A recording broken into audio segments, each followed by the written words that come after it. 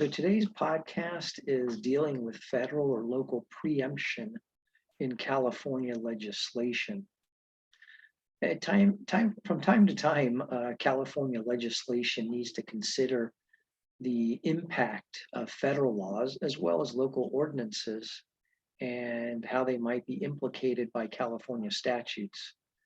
There are times when the legislature has to consider that a statute that it enacts does not get preempted by federal law.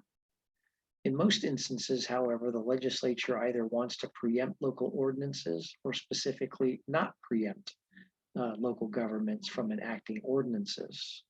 So you might see or read language that similar to this that takes into account federal law.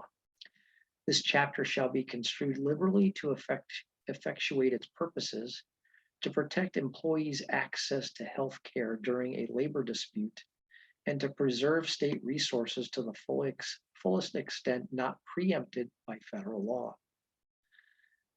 The following are some examples of bill language that is used to not preempt the locals.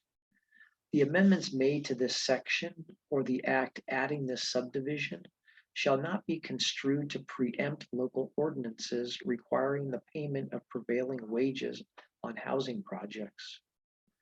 So sometimes the legislature uses findings and declarations or even intent language in its effort to not preempt local ordinances. I've seen recently language such as the following. The legislature does not intend to preempt any local actions, ordinances, or regulations that impose additional or more stringent requirements on businesses that handle hazardous materials, for example. In other bills, the legislature includes language to address possible other state laws as well as local ordinances. For example, the following uses more than just the term preempt. It says, this section does not limit, preempt, or otherwise affect any other state or local law, rule, regulation, or ordinance applicable to the conduct described in subdivision A or otherwise relating to commercial cannabis activities. So very broad language. And in other statutes, the legislature does not use the term preempt, but it intends the same result.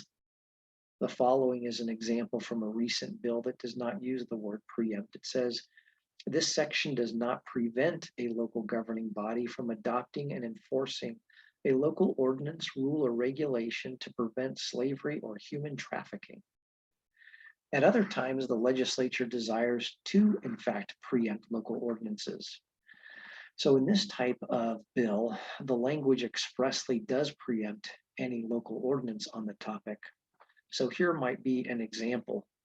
This section shall preempt any local ordinance to the contrary. When proposed statutes are deemed a matter of statewide concern, they generally preempt any contrary local ordinances.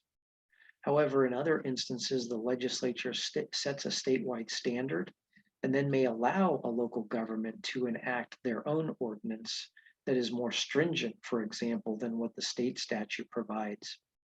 Regardless of whether the legislature desires to have preemption or not, a bill needs to address the issue with clear language one way or the other so that there isn't confusion.